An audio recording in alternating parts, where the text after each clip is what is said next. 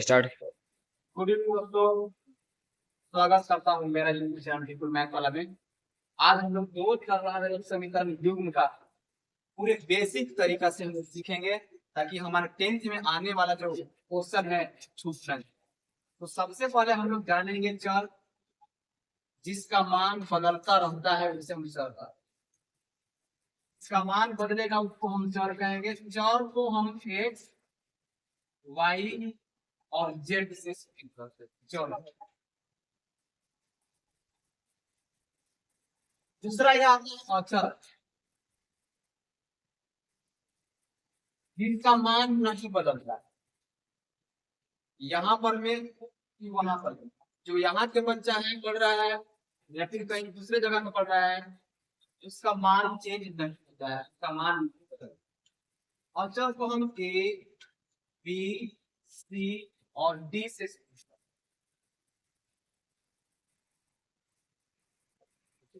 अब समझते हैं रैखिक। चर का घात एक हो, चर का घात एक हो उसे हम रैखिक हो। समीकरण ऐसा बीजीय व्यंजक ए एक्स प्लस बी, ए बीजीय व्यंजक, इस बीजीय व्यंजक को हम यदि 0 से बराबर करते हैं तो समीकरण हो जाता है। अब बीजीय व्यंजक होता क्या है? चर और अचर के मिलने से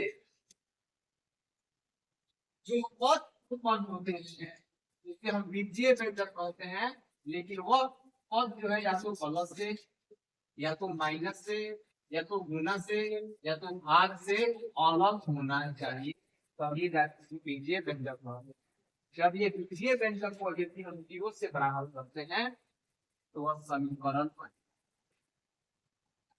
जब चर का घात 1 रहेगा तो रैखिक समीकरण, जब चर का घात 2 रहेगा तो द्विघात a x square plus b x plus सी,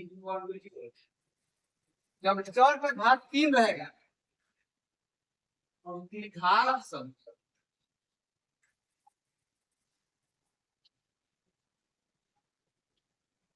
लेकिन ध्यान रहे एक मान से 0 नहीं होना चाहिए, फिर इसमें भी शो नहीं होना चाहिए और फिर 0 नहीं। अब इस समीकरण का जो है वो घात पर निर्भर करता है। अगर 4 का घात 1 रहेगा तो 1 रूट 1, अगर 2 रहेगा तो 2 रूट 2, 3 रहेगा तो 3 रूट 3। बस समझ में। अब इसकी हम बात कर लिए। अब समझते हैं दोनों का कंबाइन करके समझते हैं, इस टॉपिक को हम समझने की प्रयास।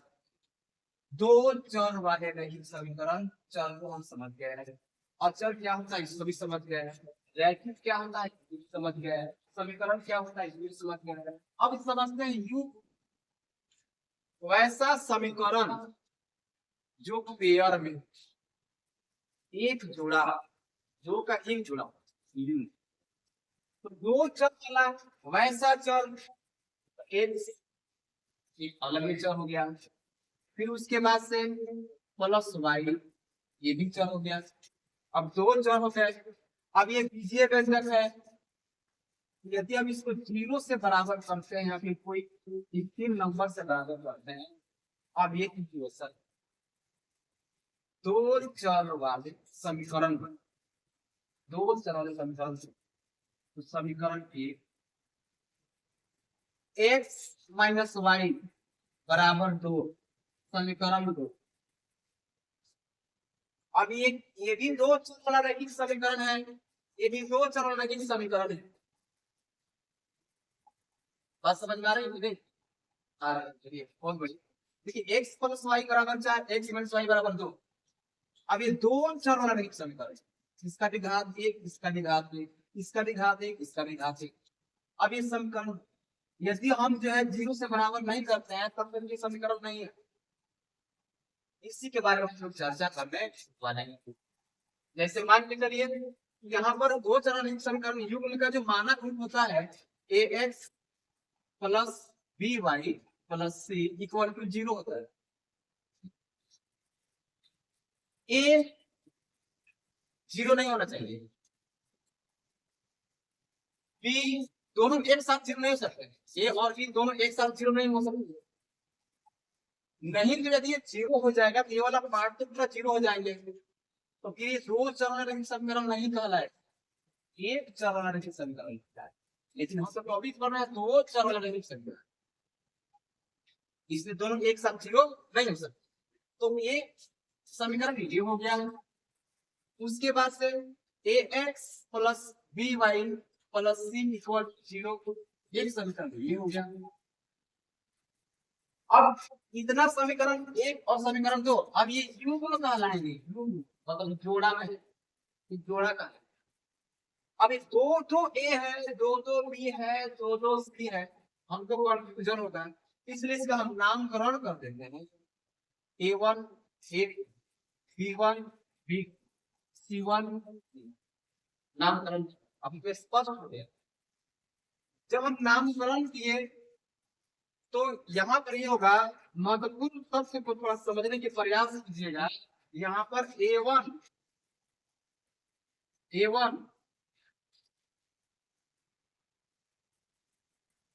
0 के बराबर नहीं होना चाहिए और A2 भी 0 के बराबर नहीं होना, B1 भी 0 के बराबर नहीं होना चाहिए और B2 भी 0 के बराबर नहीं होना चाहिए। A1 का स्क्वायर, उसके बाद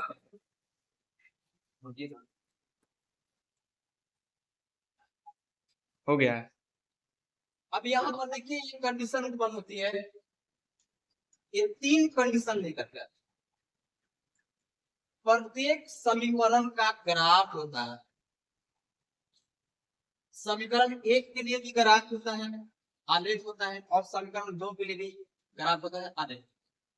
ये तीन कंडीशन लेकर के करता है। कितना कंडीशन? तीन कंडीशन। वो रेखा देखिए, प्रत्येक ग्राफ रेखा को करता है, तो रेखा पहला पहला स्थिति है प्रतिच्छेदी रेखा।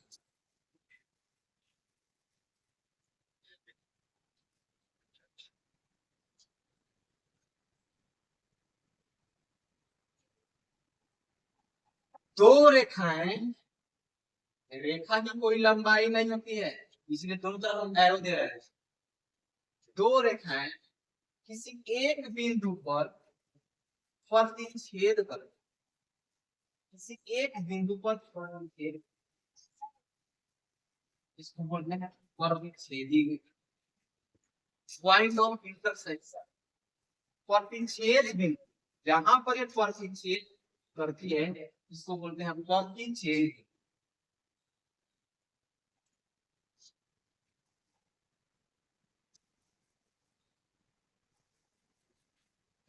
अब ये वाला स्थिति कब उत्पन्न होगा, समीकरण को समझते हैं।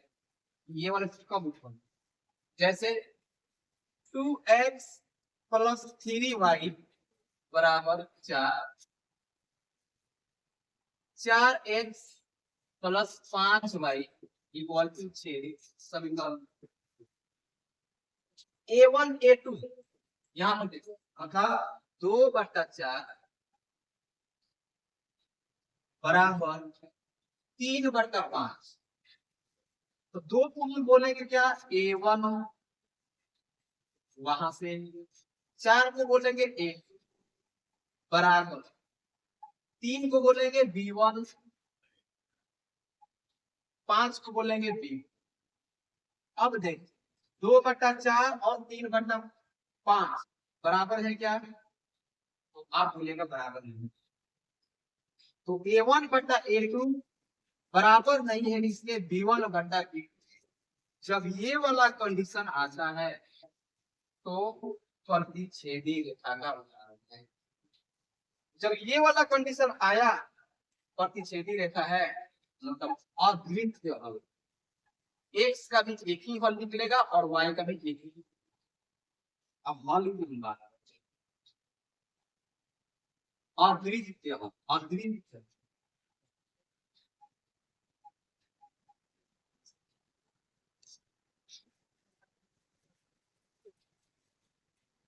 दूसरा स्थिति को समझते हैं, स्थिति दूसरा जिसको बोलते हैं समपाती,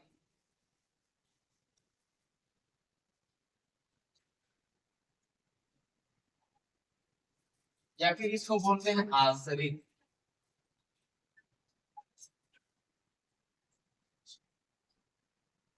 समीकरण है 3x प्लस 5y बराबर 4 इक्वल टू 0। समीकरण 6x plus 10y plus 8 equal to 0। समीकरण 9। फिर इसका हम रेशियो लेते हैं, अनुपात लेते हैं। कैसे लीजिएगा? 3/6 बराबर 5/10 बराबर 4/8।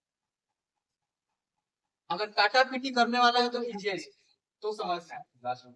3 एकम 3, 3 गुना 6, 5 एकम 5, 5 गुना 10, 4 एकम 4, 4।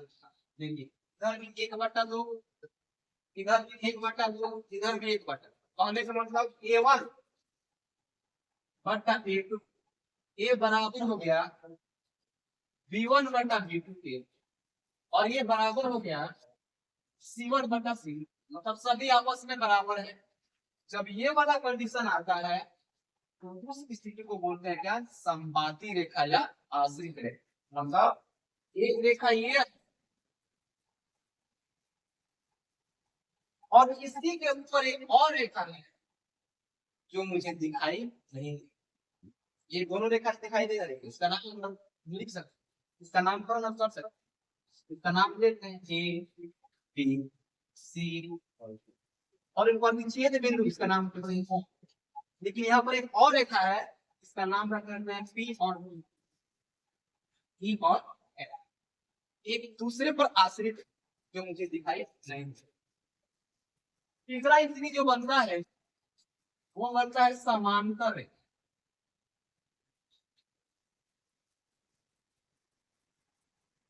तो समांतर रेखा का मतलब ये होता है, हम यही जानते हैं कि इसका दूरी जो है आपस में बराबर हो, जैसे ट्रेन की लाइन आपस में बराबर होती है। प्रत्येक बिंदु आपस में बराबर हो, प्रत्येक बिंदु की दूरी जो है आपस में बराबर। यहाँ 5 मीटर है तो सबका जब 5 मीटर होगा, लेकिन इससे जाने से पहले यहाँ को हम समझते हैं कि इसका हल के बारे में जो हम चर्चा करेंगे। और यहाँ पर एक बिंदु पर जो है ना इंटरसेक्ट किया और छेद किया, तो एक हल था, एक्स का भी एक ही हल था और वाई का भी एक ही हल था। लेकिन यहाँ पर प्रत्येक बिंदु पर जो है ना प्रतिच्छेद कर रहा है, प्रत्येक ओवरलैप कर रहा है। एक बिंदु के लिए एक हल, तो यहाँ पर तो बहुत सारे बिंदु मतलब इंटरसेक्ट कर रहा है ना, बहुत सारे बिंदु पर इंटरसेक्ट कर रहा है। इसको बोलेंगे अनेक हल या अवर्मित रूप से, अनेक हल या अवर्मित रूप से अनेक। चलिए अब इसको मिला सकते हैं क्या? स्टार्ट हो गया। 3 स्थिति बन गई समांतर रेखा। अभी समांतर, अभी कुछ देर पहले मैंने बताया इसकी दूरी जो है प्रत्येक बिंदु पर समान होगी, प्रत्येक बिंदु पर समान होगी। अगर एक 5 की है तो 5 ही रहेगी, 10 की 10 ही रहेगी। मतलब ये कहीं भी आपस में इंटरसेक्ट प्रतिच्छेद नहीं करेगा। जब नहीं प्रतिच्छेद करेगी और नहीं दूसरे पर ओवरलैप करेगी तो ये जो है इसका हल जो है कोई हल नहीं, और उसका स्थिति है।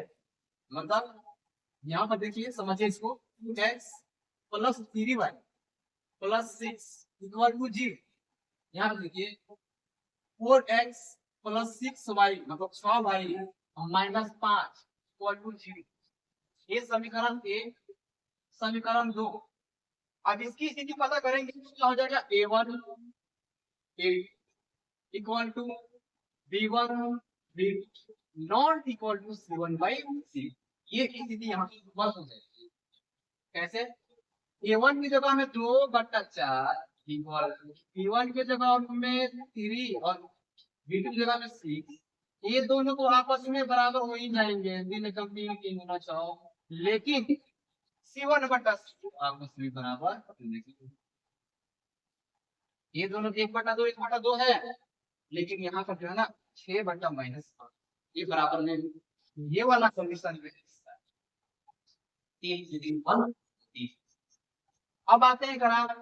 इसका ग्राफ जो है हमेशा सरल रेखा सीधी रेखा बनेगा, चाहे वो जो है अंश में बने, फिर दूसरा में बने, या फिर तीसरा में बने, या फिर चौथा, लेकिन हमेशा इसका सीधी रेखा ग्राफ।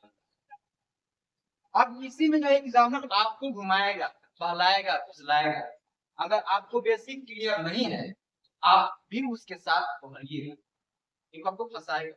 जो हम जानते हैं वो एग्जाम्पल देता नहीं, जो नहीं जानते वही दे। जो नहीं जानते हैं तो अब से जान जाइए, बेसिक जो है बहुत जरूरी है, तभी जाके इसका जितने भी क्वेश्चन है आप बना, चाहे आप 10th लेवल पर हो या फिर कोई कंपटीशन की तैयारी कर रहे हैं, वनडे एग्जाम की तैयारी, लेकिन आपका बेसिक बहुत जरूरी है। बिना बेसिक के आप जो है लाइफ में कुछ नहीं कर लेगा। तो मेरी बात आप लोगों को समझ में आ रही होगी, हमको ज्यादा समझाने की जरूरत नहीं है, लेकिन आजकल की जो नवयुवक हैं वो ज्यादा समझ, तो यहाँ तक ये लेक्चर समझिए, इसको क्या समझे जो भी समझिए, इसको जो भी समझिए। तो इसके साथ ही मैं आप लोगों से अनुरोध करता हूँ कि मेरे चैनल पर जो भी मतलब नए वीडियो अपलोड हो रहे हैं, ये सब आप ही लोग का देन है। चैनल को सब्सक्राइब, लाइक, शेयर, कमेंट जरूर करें, ताकि मुझे प्रोत्साहन मिले कि इससे भी बेटर करने में, और मैं आपको बेटर कंटेंट दे सकूं। Thanks for watching. आपका दिन शुभ हो।